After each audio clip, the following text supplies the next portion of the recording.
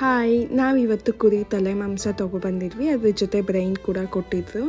ಅದನ್ನು ಸಪ್ರೇಟಾಗಿ ಈ ಥರ ಫ್ರೈ ಮಾಡ್ಕೊಂಡಿದ್ವಿ, ಬ್ರೈನ್ ಫ್ರೈ. ಇದನ್ನು ಸಾಂಬಾರು ಜೊತೆನೂ ಹಾಕೋಬೋದು, ಬಟ್ ಸಪ್ರೇಟ್ ಫ್ರೈ ಮಾಡ್ಕೊಡೋದು ತುಂಬ ಚೆನ್ನಾಗಿರುತ್ತೆ. ಫಸ್ಟು ಒಂದು ಪ್ಯಾನ್ಗೆ ಆಯಿಲ್,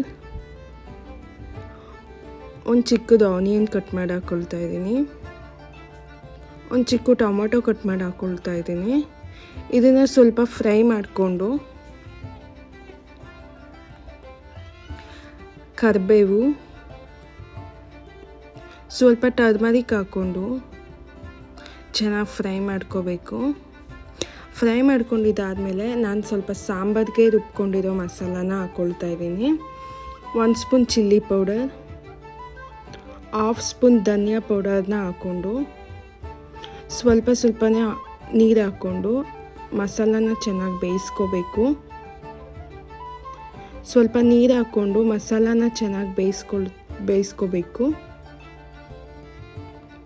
ಮಸಾಲ ಚೆನ್ನಾಗಿ ಬೆಂದಮೇಲೆ ಬ್ರೈನ್ನ ಒಂದು 2-3 ಟೈಮ್ಸ್ ಟರ್ಮರಿಕ್ ಮತ್ತು ಉಪ್ಪು ಹಾಕ್ಕೊಂಡು ತೊಳ್ಕೊಂಡು ಹಾಕ್ಕೊಳ್ತಾ ಇದ್ದೀನಿ.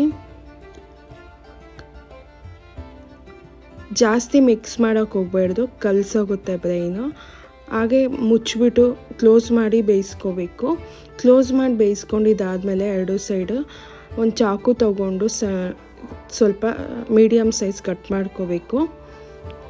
ಕಟ್ ಮಾಡಿಕೊಂಡು ಮಸಾಲ ಎಲ್ಲ ಮಿಕ್ಸ್ ಮಾಡಿ, ಜಾಸ್ತಿ ಮಿಕ್ಸ್ ಮಾಡೋಕ್ಕೆ ಹೋಗಬೇಡಿ, ಕಲಸೋಗುತ್ತೆ.